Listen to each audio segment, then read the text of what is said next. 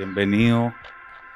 Yo quiero agradecer en primer lugar que me hayan invitado a mí, al grupo Pebre, que son los que están aquí presentes, Juan Pablo Mellao, Ana Rivero y Marcelo Chicali, y otro gran conglomerado que está detrás de este video, etcétera, a conversar de esto de la comida, en un lugar en que acabo de enterarme que era algo así como una comisaría, esto donde estamos nosotros sentados, que es más o menos exactamente lo contrario de por qué es agradable e interesante hablar de cultura en un lugar en que convoca la comida. Los que nos gusta o nos interesa la poesía, la cultura, la creación, etcétera, sabemos que desde Platón, desde el banquete, no hay lugar que congregue creación de manera más viva, más auténtica y más real que una mesa con comida y copete. Comer y tomar son dos actividades que han estado vinculadas desde siempre con la creación, el pensamiento, el compartir, la comunidad, etcétera, etcétera, etcétera. Estamos hablando de esto en Puerto Idea, donde se supone que el pensamiento y la racionalidad lo manejan todo. Yo me recuerdo ahora en este mismo momento una declaración que hacía Nicanor Parra en algún momento, en que decía que no había, es físico, es un científico de formación. No hay cosa más pretenciosa y ambición más desmedida que pretender entenderlo todo por la razón. Son demasiadas, dice él, las variables ocultas. Son demasiadas las cosas que la razón no puede entender, como para que un cierto silogismo o un puro ejercicio racional pretenda abarcarla. Y son demasiados los ámbitos de otro tipo que permiten a veces entender el mundo, comprenderlo y traducirlo. Y uno de esos es la comida, que es otro lenguaje, la cocina, digamos, otro lenguaje distinto de ese.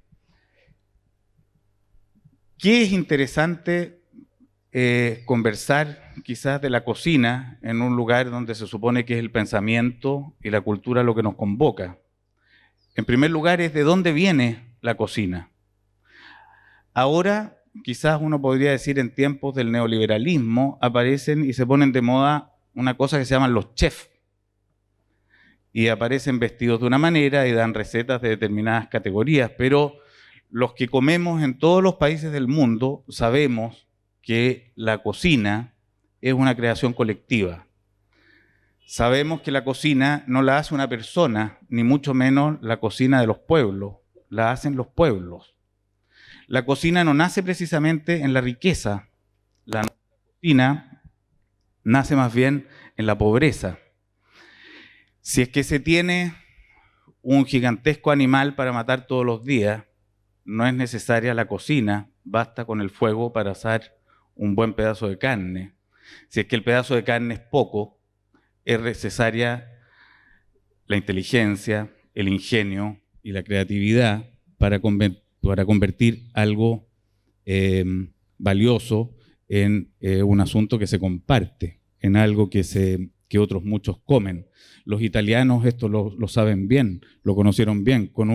Yo recuerdo, alguna vez viví en Florencia y existía la bisteca fiorentina, pero resulta que la bisteca fiorentina es un pedazo de carne que cuesta una fortuna.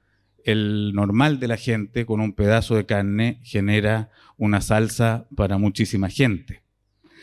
Por lo tanto, la cocina no viene de creatividades individuales, sino que viene y proviene de la necesidad de un pueblo que requiere ir construyendo una cultura, una sobrevivencia, un algo valioso.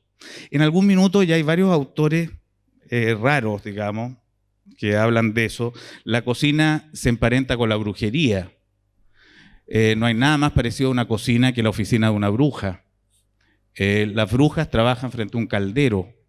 En ese caldero echan sapos, echan aliños, echan distintas cosas. De eso hablaba un tipo Santori Danese, Carlo Tomasini, Tancredo Montalbán. Había un tipo, Bernard Worry, que escribía cómo en Otavalo, una pequeña provincia cerca de, en Ecuador, cerca de Quito, que decía que ahí le echaban sal a los tipos a los que se querían cagar. Ahí, por ejemplo, un tipo que ganaba mucha plata le echaban sal. O sea, se cocina de alguna manera al que hay que liquidar. En la cena de Babette, por ejemplo, de Isaac Dinesen, la cocina, la brujería consiste en generar placer a un grupo de puritanos. Algo de magia parece que tiene la cocina y parece que también es algo que se construye a lo largo del tiempo. ¿Cómo podríamos aterrizar esto cuando estamos hablando de pebre, un grupo de cocineros y gente vinculada a este oficio, con esto que estamos hablando? Es cómo se puede también conocer Chile a través de su cocina, cómo se le puede conocer y cómo se le puede querer. A veces dan ganas de odiarlo por las conclusiones que uno podría sacar de la cocina chilena al ver lo que pasa acá. En Chile, hagamos un ejercicio en el que cada uno de ustedes puede reflexionar. En Chile ha existido una cocina de pobres y una cocina de ricos. La cocina chilena, como todas las cocinas, es de pobres. Hay países en el mundo donde los pobres y los ricos comen lo mismo.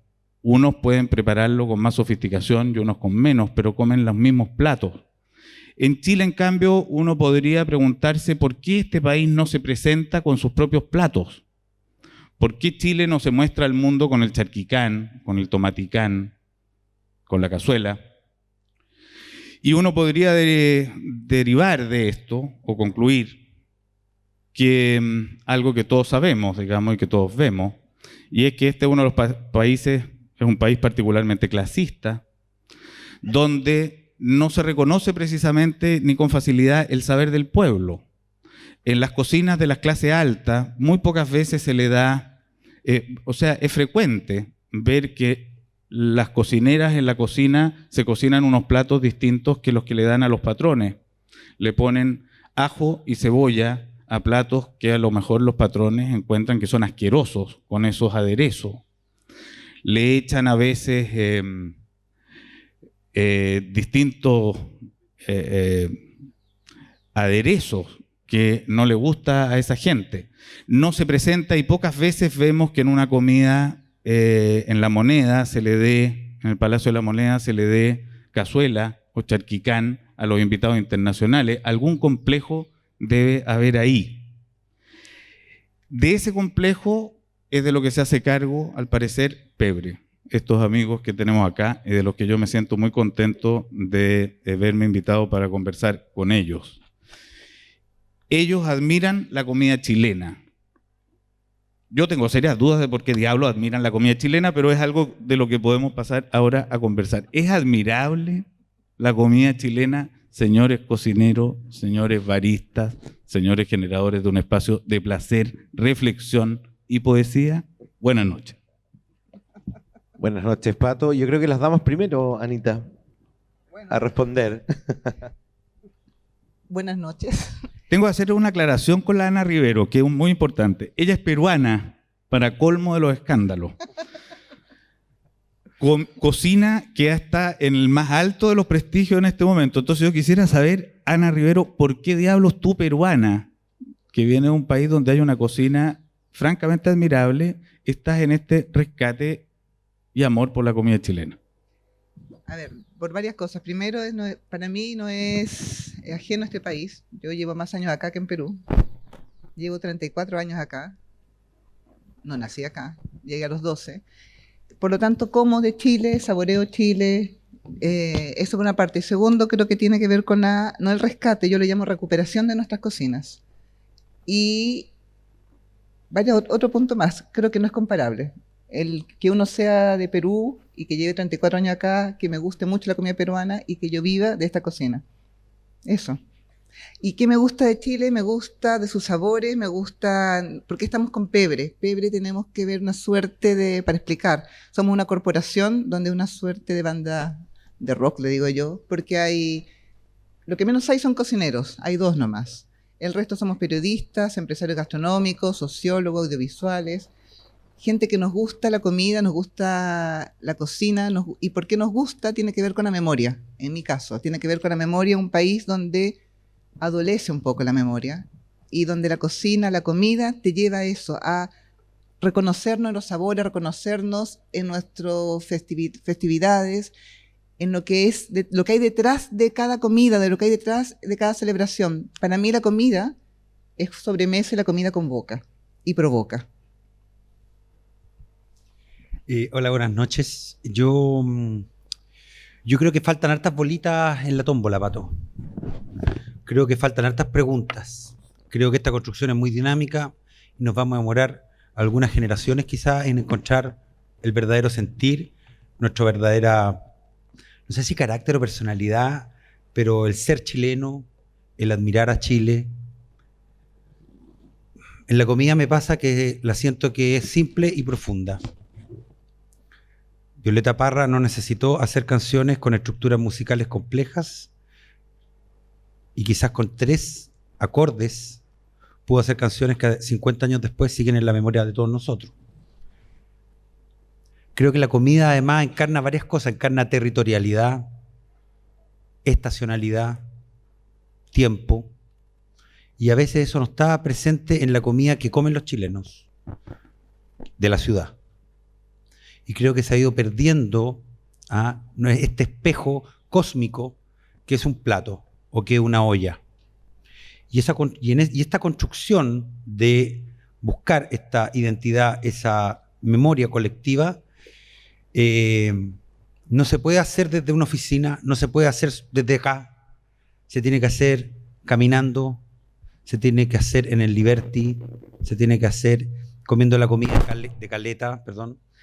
Nos pasó el otro día que fuimos a la Caleta de los Vilos, que tenemos un proyecto allá, de Pebre, y en el restaurante que nosotros estábamos ayudando, estaban casi vendiendo pangacio, ¿no? Y vendiendo cualquier cosa que no se podía leer bien. Pero la comida que ellos cocinaban para el personal del restaurante era si no me equivoco, una cazuela de lapas, sí. Un estofado de lapas. Entonces la pregunta era ¿por qué tratamos, como lo decía adelante, por qué tratamos a la comida chilena, a lo nuestro como la amante? Como que le declaramos el amor, la pasión, la queremos, la adoramos, la besamos, la abrazamos en lo oscurito, sin que nadie nos vea, pero cuando salimos a la calle la negamos, la renegamos y la despreciamos. Tú, Juan Pablo, hablaste hemos estado conversando esto y me hablabas que no te gusta que se hable de la cocina chilena, sino de las cocinas chilenas. ¿Qué significa eso? De hecho, la corporación, como algunos de ustedes pueden haber visto o en el video o en algún lugar donde nos hayan escuchado, la corporación se llama Corporación por las Cocinas de Chile, porque estamos convencidos de que un país con una cultura culinaria como la hay en Chile, y luego podemos entrar a hablar de por qué nosotros creemos que sí existe esa cultura culinaria, es imposible que un país tenga una sola cocina, especialmente un país que geográficamente es tan grande, tan diverso, tan largo, y que tiene inmigraciones tan distintas, pero la cocina finalmente siempre es hija de las inmigraciones y de las materias primas que se dan a lo largo del territorio. Entonces en Chile, sin ninguna duda, desde mi punto de vista al menos, podemos contar por lo menos 5 o 6 cocinas distintas. Y no son todas territoriales. Yo creo que las cocinas son más conceptuales que territoriales en muchos casos. Por ejemplo, en España las cocinas son más territoriales. Tú tienes una cocina de Asturias que es distinta a la catalana y a la vasca y a la de Madrid, aunque tal vez en Madrid confluyan más las cocinas de toda España. Pero en Chile es probable que las cocinas sean más conceptuales que territoriales, en el sentido de que hay una cocina, por ejemplo, de Fuente de Soda, muy clara, que todos conocemos. ¿Qué se come en las Fuentes de Soda? Se comen unos sándwiches maravillosos y se comen platos que vinieron de cualquier parte del mundo, como la mechada con tallarines, que probablemente vino... ¿De dónde viene la Fuente de Soda? La Fuente de Soda es una a ver, el restaurante Soda Fountain es un invento gringo de los años 50, donde se servían sodas saborizadas y después hamburguesas, y se derivó en esta suerte de sanguchería gringa que nosotros quisimos imitar, pero lo hicimos, como todas las imitaciones que hacen los países latinoamericanos, a nuestro modo, y nos salió un híbrido nuevo, precioso, que se llama Fuente de Soda, en donde se comen unos sándwiches que no tienen nada que ver con las hamburguesas. ¿Por qué? Porque teníamos una inmigración alemana que nos dio una sanguchería mucho más relacionada con eso, con el chucrut, con el pernil, con las gordas, con las vienesas, ¿verdad? O sea, el sándwich viene en Chile, es un invento completamente chileno, usando ciertas técnicas y ciertos productos que la inmigración alemana nos enseñó a usar, y se sirve en un restaurante gringo, y hay platos italianos y hay platos españoles. Y hay platos franceses como el fricasé, que no tiene nada que ver con el fricasé original. Entonces, este híbrido maravilloso hace una cosa nueva que se llama Fuente de Soda, que en Chile es el único lugar donde tenemos estas fuentes de soda que son a la vez sangucherías y restaurantes, y que además tienen como vertientes distintas. Hay unas más alemanas donde solo se sirven sándwiches, como la fuente alemana, justamente, o como la fuente de Mardoqueo. Bien, y hay otras que son más restaurantes, como el Lomitz, por ejemplo, en Santiago, donde se sirven más platos que sándwiches. Pero yo quería agarrar un poco la pregunta que tú hiciste, y me gustó el tono en que le hiciste, porque Pato Fernández dice, ¿por qué? Te faltó decir, ¿por qué chucha hay que querer a la cocina chilena? Dijiste, ¿por qué diablos? Y está bien. Porque no es una pregunta, yo creo, que se puede resolver así fácilmente, porque es rica y porque nos gusta y porque la comemos. Yo creo que hay mucho que reflexionar alrededor de esa pregunta. Y la primera reflexión que yo te haría en respuesta a tu pregunta es que, ¿por qué una cocina para un país debe ser importante? Porque los países que tienen una cocina clara tienen una identidad clara. Los países que no tienen su identidad clara no saben qué cresta comen. ¿Hay ejemplos de eso que tú me podrías decir otro que no sea Chile? España tiene clarísimo lo que come y tiene clarísimo lo que escucha. Escuchan flamenco y escuchan su música, a pesar de que escuchen otras cosas de todo el mundo, pero saben perfectamente lo que son. Saben que son chicos, gordos y medios pelados, los españoles. Tú le preguntas a la mayoría de los chilenos y dicen que somos todos blancos, y que somos todos altos, o que somos todos caucásicos cuando se ponen cuando llenan un folleto donde te pregunten la raza. Los chilenos no tenemos idea quiénes somos, y eso se refleja mucho en la cocina. Entonces, yo te respondo a tu pregunta, ¿por qué diablos debemos tener una cocina fuerte? ¿Por qué quererla y por qué respetarla? ¿Y por qué quererla y por qué respetarla? La primera respuesta es porque nos va a dar una identidad, nos va a reforzar la identidad, y eso nos va a hacer mejores de alguna manera. Y en el camino la vas a conocer y inevitablemente la vas a querer, y después te cuento por qué yo creo que es inevitable quererla. Claro, porque al final creo que el patrimonio es la concertación de un grupo de personas o de una comunidad para proteger algo, pero no solo para protegerlo y ponerlo como un objeto detrás de una vidriera, sino para cosificarlo, para que usarlo, y para que otras generaciones, protegerla, para que otras generaciones también la disfruten. Es lo que nos pasó con el golpe, con la cueca, por ejemplo. ¿No? Los milicos que nos quisieron imponer un tipo de cueca, un tipo folclore, de caricatura. Y al final, con toque de queda, con muerte, con noche y con oscuridad, igual en distintos lugares la cueca sobrevivió y los cultores de la cueca sobrevivieron. Con eso me dan ganas de hacer una pregunta al que la quiera tomar. ¿Hubo algo en la cocina chilena que cambió con el golpe de Estado? Lo pienso de la siguiente manera. Salvador Allende hablaba de una revolución con empanada de vino tinto. De repente parece que pasó el tiempo y la comida chilena perdió ese estándar. Hubo un algo que desapareció. Desaparecieron las casas de puta, desaparecieron, que era donde se desarrollaba... Se escondieron. Desaparecieron porque aparecieron las casas de masaje. Marcelo parece que encontró una. Con profesionales mucho más admirables estéticamente, pero de alguna manera con un movimiento cultural más bajo. Lo que yo me pregunto es, ¿hubo un cambio en esta percepción? Porque ahora está muy de moda hablar de cocina, está muy de moda hablar de chef, existen programas en la televisión, es algo que podría parecer que aquí estamos conversando porque esto es una cosa de moda y a lo mejor por eso lo estamos conversando, pero la pregunta es, ¿por qué se produce este proceso? ¿Hay un rescate de algo? ¿Hay un cambio? ¿Cómo ven ustedes? Yo te podría decir también, ¿hubo algo que no cambiara el golpe? Sí. Yo creo que la cocina por cierto, y nuestra comida cambió porque cambió nuestra manera de relacionarnos, sin duda. Yo creo que cambió, yo creo que se homogenizó. Yo creo que la gente, por lo menos en las grandes ciudades, dejó de comer lo que comíamos. Y ¿sabes qué? Empezó a tener miedo la cocina, con los sabores más parejos, sin el picor, sin la condimentación que teníamos. Y de alguna forma, no sé si te pasó, llega la democracia y empieza a florecer otras cosas. Y entre ellos otros sabores. Y hoy día la cocina, o sea, lo que se sirve en los matrimonios, lo que se sirve en los restaurantes, es otro Chile de hace 20 años. Pero también los productos pierden la estacionalidad.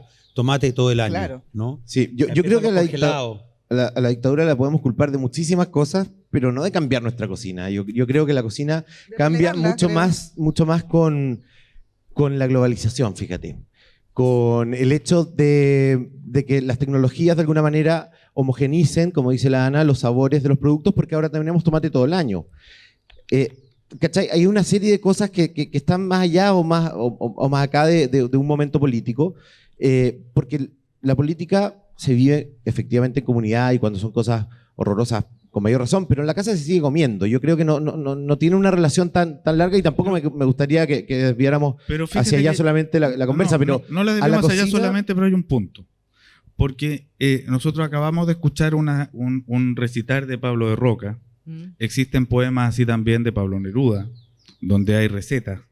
En la poesía y en la literatura chilena está llena, Manuel Rojas también los menciona. Aparecen en muchos pasajes la comida chilena. Y hay un minuto en el que parece que esa cosa chilena se agúa. Odio citar la palabra neoliberalismo porque parece como un titular vacuo, pero hay un momento en que la cosa se internacionaliza y parece que en nuestras casas las conocemos. El campo, a pesar de la pobreza cultural, era bastante abundante. Y deja de haber esa abundancia también, porque se empobrecen las familias, ¿no? Y empieza a haber un retail que absorbe todo, a veces empiezan a haber otros canales de comercialización, y yo creo que ahí se corren, ¿no? Se corre el escenario, se reformula, y dejamos de comer y empezamos a preparar ciertas bistec con arroz, por ejemplo, ¿no? Y dejó de existir esa cocina de 2-3 horas de preparación por una cocina mucho más instantánea. Me acuerdo del puré, el momento preciso cuando nació, cuando yo por lo menos vi el puré instantáneo, sí, ¿no? Y empezó una cosa de tiempo, de que la comida era también pérdida de tiempo y lo que nosotros creemos que es ganancia de tiempo, el cocinar, ¿no? Al final, si queremos hacer un link entre ese periodo histórico y lo que pasó en la cocina, es que coincidió también con esta modernización, con esta llegada del retail, con esta, yo creo que es mucho más responsable de que la cocina chilena haya cambiado, con este afán, con esta hambre de los chilenos y de Chile de ser jaguares, de ser grandes, de ser todo, de tener más plata, de ser los mejores de Latinoamérica, los más parecidos a Europa, los más parecidos a Estados Unidos, los que más malls tienen, los que hacen los supermercados más también grandes. Es cierto que nos llegó una clase dirigente con la llegada de la democracia, que no comía comida chilena. No comía mucho comida chilena. No la encontraba rasca. Y yo creo que la siguen encontrando un poco rasca. ¿Es rasca o no? ¿Es rasca la comida chilena o no? Por cierto, bueno, habría que definir qué es lo que es rasca. Yo te diría yo les voy a hacer la pregunta de una manera más dura. ¿A qué te refieres? No, voy a hacer la pregunta como para molestar, digamos. ¿Ya? Sí. No para molestar, con cierta... A mí me encanta comer. Y por lo tanto, el lugar donde voy me gusta comer. Y en el fondo la pregunta que quiero hacer es, más allá del afán de rescate de la comida chilena, ¿es una gran comida? ¿Ustedes la defenderían frente a la comida peruana, la comida italiana, la comida china, la comida francesa? A ver, ¿qué responderían ante eso? A mí me parece un poco majadero tener que defenderla delante de... A ver, y sí me encanta, y si la sirvo, si se prepara... Me encanta, a mí me encuentro sabrosa. A mí no me gusta ninguna otra comida que no sea la comida chilena. Y no lo digo porque tengo un restaurante que se dedica un poco a eso. Lo digo por lo que yo consumo todos los días. Comida chilena, porque es ahí donde mi amor habita. Es ahí donde es ahí donde yo viajo. En el tiempo donde encuentro el amor, donde recibo cariño. Cuando veo un plato humeante, cuando hace frío como un plato humeante, no hay nada mejor, no hay nada más rico que un caldo a mediodía con la caña. No podría existir. No conozco un plato francés que realmente Te quite caña. no, y me restaure, Sí, pues. en el sentido de volver a un estado natural, original. Sí. Solo me pasa eso con una cerveza y con un plato de comida chilena. Claro. Ese plato puede ser en primavera una palta reina. Mira, Pato, yo te lo quiero responder de esta manera. Si la cocina chilena es rasca o no, depende del contexto y del lugar y de a quién se la está Rasca es mala presentando. la palabra. Pero déjame respondértelo porque Que tú la todas las planteaste comidas así. son rascas. La pregunta la planteaste tú así. ¿Es rasca la cocina chilena? En Chile, en los 90, en un matrimonio, una palta reina, es rasca. Y espera, sigo el argumento. En Nueva York, el año 2011, yo presentando una palta reina en un instituto de cocina, era elegantísima porque todos la encontraron lo más sofisticado del mundo porque era una media palta, que ellos no comen esto, lo encontraron el producto más caro del mundo. Aparte, Y dijeron lo mismo que todo este público dijo cuando vio un Barros Luco ahí. ¡Oh! Y se la comieron diciéndome, weón, esto es fantástico y es sofisticado. Entonces, ¿es rasca? Sí, pues, bueno, cuando nosotros la queremos encontrar rasca. Entonces el problema no es de la palta reina, sino de nosotros. yo creo que aparte rasca vendría a ser lo común y lo sofisticado vendría a ser lo desconocido. Eso vendría a ser.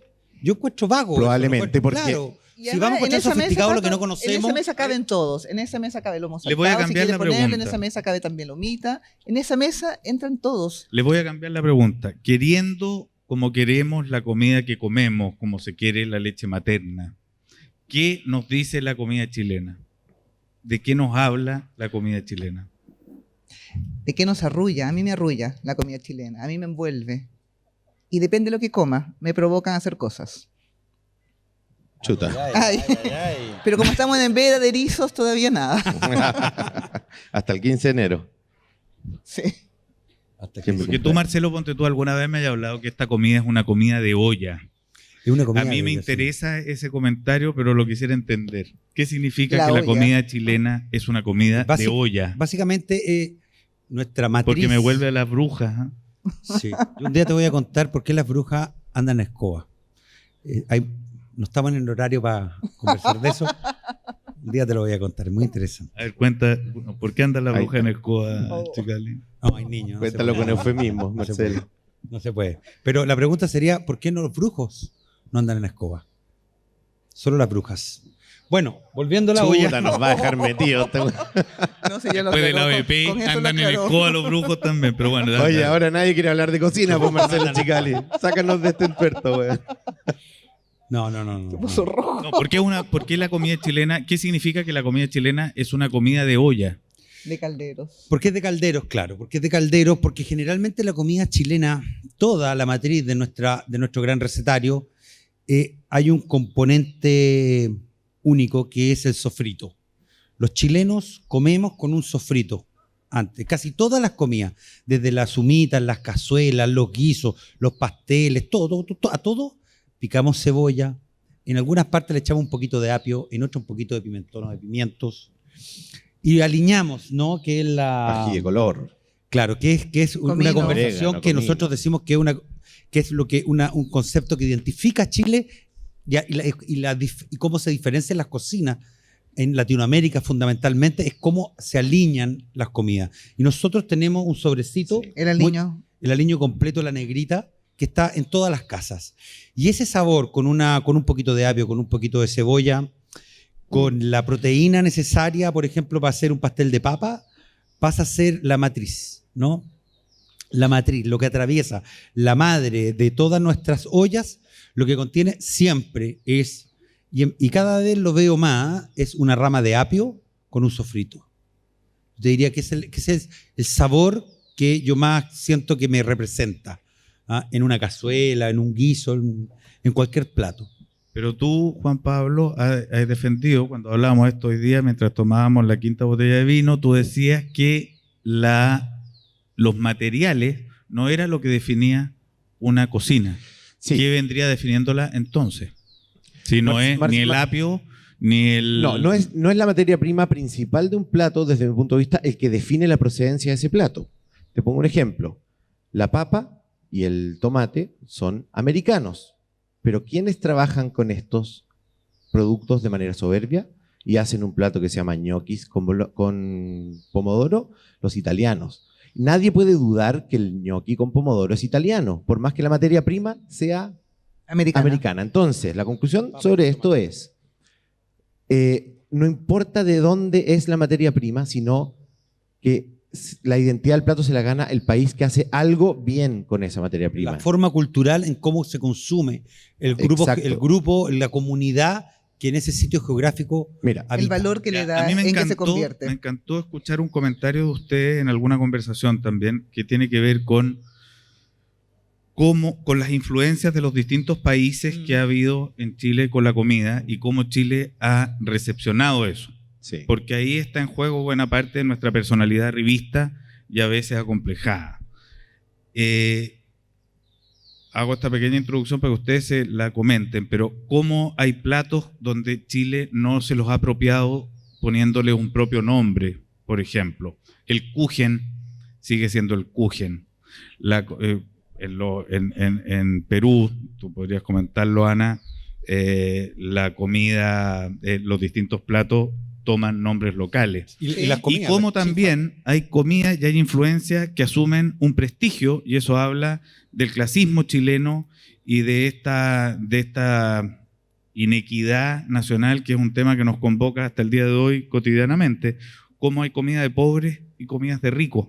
¿Cómo ha sido, cómo ven ustedes o cómo contarían esa historia de influencia y esa historia de arribismos en la cocina chilena? Esto salió de una conversación que tuvimos, que nos dimos cuenta cómo había pasado la inmigración alemana de comienzo del siglo y cómo la tomamos los chilenos. Y llega la inmigración árabe, sobre todo palestina, que es una de las inmigraciones más grandes que hay en América, en Chile, y pasa desapercibida. En nuestras casas no comemos, ¿cómo se llama? Las hojitas de parra, no existen eso, no está en nuestro recetario. Hay inmigraciones de primera y de segunda categoría, al parecer. ¿Por qué son aceptadas esas migraciones? Y nos quedamos pensando, y también, ¿qué pasa hoy día, 100 años después, con la inmigración peruana? Que sí es aceptada. Hay otro Chile, hay otras ganas, hay otros sabores, y ahí empezamos a... Y hay una pregunta interesante, finalmente. ¿Cómo ha cambiado Chile en estos 100 años? En donde, ¿y por qué estamos sentados acá?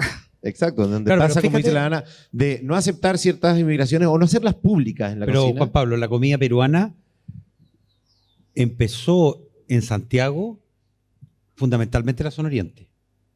Y poco a poco ha empezado a bajar. Sí, igual que el sushi. Sí. Ahora hay en los barrios más populares. No partió como una comida popular. Se ha transformado. Sí, lógico. Se ha transformado. Pero se ha aceptado más. Popular, sino masiva. Y ahí está, creo que, el sabor final. ¿Por qué se acepta hoy día más? Porque está integrada, porque en los pasillos del Jumbo yo veo el Inca Kola, porque hoy día sucede eso hoy día con una inmigración que podría ser hace 100 años a la par que la Palestina, y porque hoy día se acepta más. Y hay un tipo de cocina que se ha empobrecido, ¿no? Los restaurantes chinos. Yo vivo en Providencia, cerca de la calle Bilbao. Fui a un restaurante peruano maravilloso que se llama Sol. Fui con mi hijo, comimos muy bien, muy rico. Se come bien en los chinos todavía. No, el restaurante peruano que se llama Sol. A los 3-4 días comimos muy similar. Un picoteo, 2 platos de fondo, 2 cafés, 2 botellas de vino. Y al mismo consumo el restaurante chino salió la mitad. O sea, hay una oportunidad de negocio también en los restaurantes peruanos, pero hay otro que ha perdido la oportunidad de negocio y se ha estado empobreciendo, que son los restaurantes chinos. Claro, como que pasó que antes era el tipo de gastronomía internacional que habitaba Chile. Era el único restaurante internacional que había en los 80. Y en los 70. El único lugar donde salía, claro. Oye, Pato, una cosa sobre el lenguaje, porque tú hablaste de cómo se apropia uno de los nombres, etcétera. Ahí hay un tema súper importante que tiene que ver con esta búsqueda de la identidad de las cocinas. Yo te quiero hacer te quiero desarrollar brevemente un argumento con respecto a eso. El lenguaje, Patricio, a ver, cocinar se parece mucho a hablar, ¿ya? Tú tienes el español, el castellano, como una materia prima. Imagínate que el castellano es un pescado, ¿ya? ¿Y qué hace Chile con este pescado? Lo alinea de una forma y dice ciertas palabras, y en Perú lo alinean de otra forma y dicen otras palabras, pero la materia prima es la misma. No sé si se entiende el ejemplo. Y la pregunta que hago cuando quiero que se entienda muy bien es: ¿qué dirías tú si te martilláis un dedo en este momento? ¿Qué palabra usaríais? Recáspitas. Si te martilláis un dedo, ¿qué decís? Cáspitas. Cáspitas, perfecto. Yo en general digo chucha o cresta, pero un peruano, ¿qué diría? Carajo. Carajo, un español diría coño, un dominicano no sé qué diría, pero un venezolano, italiano. un italiano, bueno, pero estamos hablando del castellano. El uso del castellano finalmente tiene distintos, o sea, el castellano tiene distintos usos según el país. Eso es igual a cocinar. Nosotros tenemos chancho que lo aliñamos a la chilena, con orégano, comino, ají de color, ajo. Un chino no aliña el chancho así. Cortémosla con eso, decirle cerdo al chancho. ¿eh? Sería bueno. Y Y res a la vaca. Res a la vaca. Y Todo tiene que ver con el espagueti, lenguaje, hasta los tallarines. Los finalmente. tallarines son nuestros. Tallarines se llaman. Aquí no, popó a la no raja, comemos digamos. espagueti. po, bueno. No, popó. Ah, Popó. Y Pero, arriba. oye, espérate, una última pregunta antes de que venga Boris Cuercha y el huevo Enrique. vamos a cantar. comer, ¿ah? Vamos a hacer cantar una- acá. Vamos a mostrar cómo hacer un arrollado. Yo les además. quiero hacer una pregunta también así como bien poco polite. Ustedes han hecho un conglomerado y una cosa que se llama Pebre. Yo participo en esta conversación con ustedes porque me caen bien y participo de sus restaurantes y lo paso bien ahí y comemos y pasan muchas cosas en esas mesas. Y ¿Cuál es tomamos. y tomamos. ¿Cuál es la razón de ser de Pebre? ¿Hay un objetivo político en Pebre, para ponerlo sencillamente? ¿Hay una razón de ser de lucha, de combate por una pequeña cuota de algo? ¿Pelean por una significación de la comida chilena? ¿O estamos aquí en una conversación comercial más? No, comercial por cierto que no, pero sí yo creo que es el comienzo de algo. Yo quiero ser ir al rescate de la comida chilena es un verso más. Yo creo que lo que hay que dejar es que la comida chilena venga al rescate nuestro, que estamos tan perdidos, comiendo tanta tontera. El pangacio, yo con esto quiero cerrar mi intervención, el pangacio, que es un pescado llamado rata de los ríos, viene del río Mekong, en Vietnam, viaja 20.000 kilómetros y lo estamos comiendo en los supermercados bajo el nombre de blanquillo chileno, blanquillo profundidad, no sé qué nombre le ponen. Es una mierda de pescado con niveles de arsénico intolerables en montones de países en el mundo, menos Y en viene Chile. de miles de kilómetros. Que viene con una huella de carbono tremenda y nosotros tenemos acá, a metros, el mar que no estamos sabiendo ocuparlo. Tenemos este océano magnífico, mal llamado Pacífico, porque gracias a la violencia que ejerce en las costas contra las rocas y sumado eso a la corriente de Humboldt, es que tenemos los mariscos más grandes y mejores alimentados y más sabrosos. Es porque en la rompiente la ola oxigena todos los mariscos. Tenemos este mar violento alimenta con oxígeno nuestros mariscos. Y no comemos piures, y no comemos picorocos, y no comemos lapas, y no comemos luche. Y eso creo yo que nos está un poco afectando, pero creo que es una gran oportunidad. Dejar que estos magníficos alimentos, con toda su carga emocional y con toda su memoria, vengan hacia nosotros, ¿no?